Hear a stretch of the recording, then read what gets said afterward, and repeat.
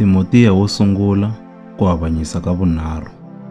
Rito leri ri tiyile leri nge, loko munhu a navela ku va mufambisi wa kereke, u navela ntirho lowunene.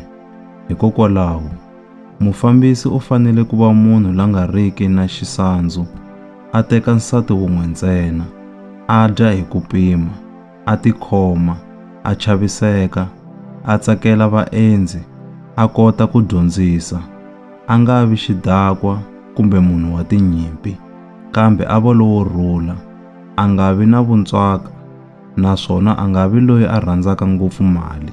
U fanele ku fambisa ndyangu wa yena swinene, a vona leswaku vana va yena va dyondzisiwa ku yingisa, va va ni xichavo hi matlhelo hinkwawo.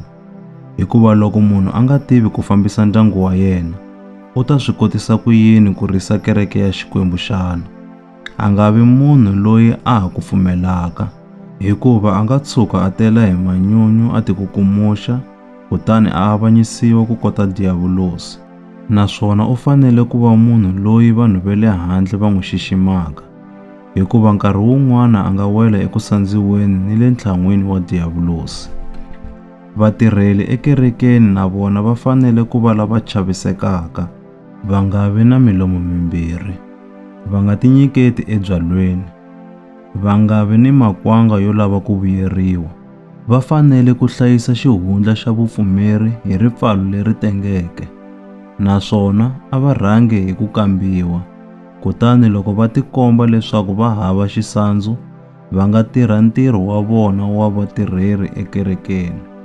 Hi mukhuva wolowo vavasati na vona a va chaviseke, va nga vi na rilumbeto, kambe va dya hi ku pima, va tshembeka eswilweni hinkwaswo.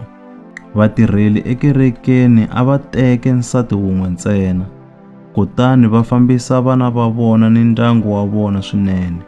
Hikuva lava endlaka ntirho wa vutirheli ekerekeni hi nawu wa kona, va tinyika ndzhuti evanhwini, naswona va tiyisiwa swinene eku pfumeleni ka vona eka Kreste Yesu. Ndza tshemba leswaku ndzi ta kwaleyo ka wena ku nga ri khale, kambe ndzi ku tsalela timhaka leti, leswaku loko ndzi tshuka ndzi hlwela, u ta swi kota ku tiva hi laha munhu a nga hanyaka ha kona loko a ri endyangwini wa Xikwembu, yi nga kereke ya Xikwembu lexi hanyaka, mhandzi leyikulu ni xiseketelo xa leswi nga ntiyiso. Hakunene, hi nga tiyisa leswaku xihundla xa vukhongeri bya hina i xikulu. U vonakarisiwile a ri munhu, u vuriwile la lulameke emoyeni, u voniwile hi tintsumi, u twarisiwile ematikweni, u pfumeriwile emisaveni, a tekeriwa henhla eku kwetsimeni.